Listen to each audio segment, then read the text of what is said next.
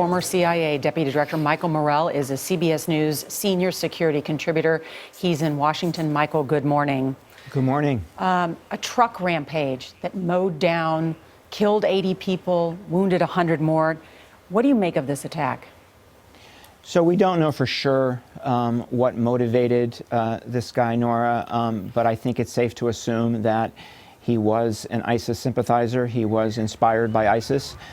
If that's the case, this would make this the third largest terrorist attack in Europe since 9/11, and it would make it the fourth ISIS-inspired attack, directed attack, in the last 4 weeks. So hard to overstate the significance of what happened last night. Michael? Go ahead. Go ahead. Michael, why is France such a target? We've had Charlie Hebdo, we've had the Bataclan Theater.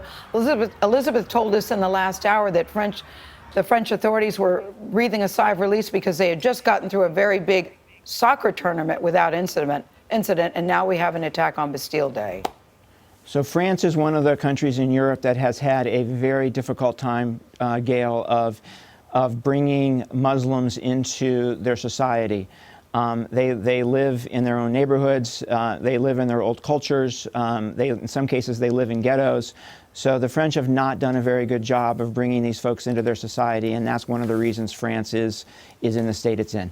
Michael, how do we get our hands around the bigger issue, which is why are these people being radicalized? Is there any kind of profile for who is likely to be radicalized and what kind of message makes them radicalized? So Charlie, that's a great question. I think focusing on the individuals makes it very hard because it is very difficult to identify indicators and patterns in particular people. I do think we need, as a government, as a society, to get our arms around the bigger problems, which is why large numbers of people are being radicalized.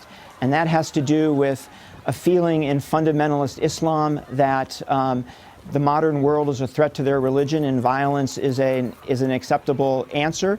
The failure of governance in many Middle Eastern and African countries that don't give people hope for the future, and a struggle between Iran and the Arab Gulf states that stoke sectarianism. That's what we really need to get our arms around to solve this problem in the long run. How do we do that? I think that it's going to take leadership on the part of the United States to sit down with the leaders of Muslim countries and have a very frank conversation about those issues and what we expect from them and hold them to that. Back in March on this very program, you said that terrorism was winning.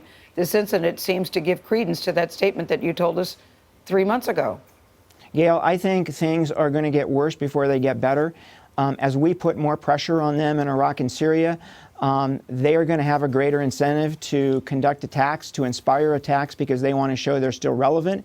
And as we are more successful in Iraq and Syria, all of those thousands and thousands of fighters who went there are going to start coming home. And so you're going to see more attacks by people who went there, were trained, have military experience, come back home, conduct very serious attacks. Do you have concerns about security here at home in the U.S. and also at the conventions ahead, specifically the Republican convention next week? Absolutely. I think it's just a matter of time before we see attacks of this size here in the United States. I have no doubt about that. We're going to have to adjust to their tactics, right? The use of a vehicle as a weapon is something that terrorists have talked about for a long time. DHS, FBI put out a report in 2010 warning of this. They're starting to use it. That's very difficult to defend against. So we're going to have to look at their tactics and respond. We're going to have to start putting concrete barriers between the flow of vehicles and groups of people. Michael Morell, thank you.